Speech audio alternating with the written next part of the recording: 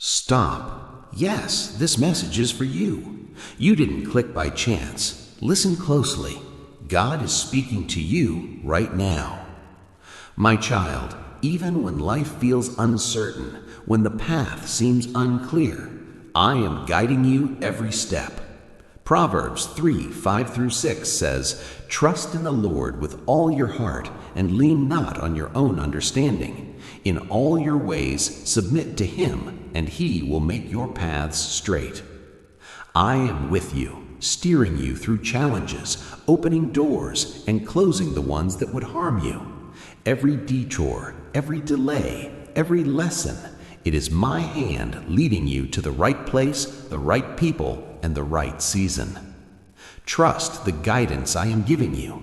Stand firm and follow me. For more encouraging words, subscribe to Jesus' Message for You and share this message so others can be reminded of God's perfect guidance.